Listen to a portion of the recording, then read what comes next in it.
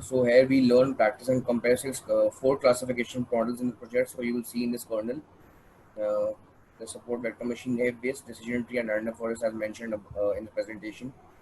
So first I have imported all the important libraries, pandas, numpy, matplotlib, and cbond. Then I'm reading the data, and here's the data with all the attributes and rows. And these are different attributes I have used with df columns. I've shown you with df columns. Then I've checked the null values. As I mentioned that data was pre-processed, so there are no null values, and it is a clean data, properly cleaned. So then after that, this is the info. All the attributes, 20 attributes are float, and the label is object. So we need to change it to numeric value. Here I am printing the total number of values and the male and female divisions, 1584 and 1584, half and half. Then the correlation between all the columns.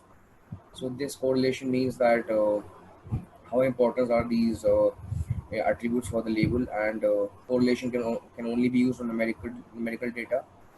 Then over here I am adding the label, one one for male and 0 to 1 for female and 0 to male.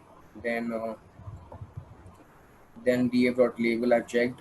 Then I'm splitting the data into training and test set with sklearn.model selection. I've imported train test split, and then I'm splitting the data into xtrain, xtest, ytrain, and ytest, and test size is 0.2, random state is 50. I've taken a random number. Then I have shown you the division, 2534 columns for train and 634 columns for testing the data. Rows. Then then I'm applying the models. So over here I have imported a decision tree classifier from tree module of sklearn library. Then I have first fit the data over here. This is the fitting line. Then I have appended the name and the score into two lists, which I will use later. Then I have also predicted the values of xtest and stored it in p1 variable. And I've done it for all the models similarly for random forest, then SVM, and the name base. The same procedure I followed, just the differences, the name of variables and the libraries. And For example, for SVM, we have to import SVC and from SVM module. And for name base, we need to import Gaussian NB class from the name base module of sklearn library. So yeah, I've also printed the classification scores at the end. 0.95 for decision tree, 0.97 for random forest, 0.72 for SVM, and for neighbor it's 0.87. And I've compared it. I had already shown it to you in presentation. So yeah, then then I'm printing the classification report of different models used using sklearn.metrics library and classification report function. So yeah, I've imported it and I've printed, and the parameters I have passed is y test and p1 because the relation is between the actual test values and the predicted values by the model. And here we have passed it, and as you can see, decision tree classification report, then random forest, then SVM, then naive base, and random forest performs the best over here also. Then I am plotting the pie charts for the wrong versus correct predictions of each model. I have taken a list and I have passed the number of wrong and correct predictions out of the total values, and then I have plotted it. Decision tree is 95 and 5. Random forest 98% with 2% wrong predictions. SVM is 73% correct and 27% wrong. And similarly for neighbors also you can see what the division of percentage. Now after that, I'm plotting confusion matrix using sklearn.metrics confusion matrix and heat map of cbond library.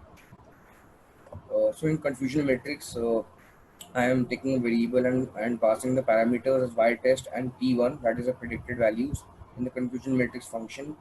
Then I've used plt.figure for size, resizing the plot. Then I've used heat map of c1 library.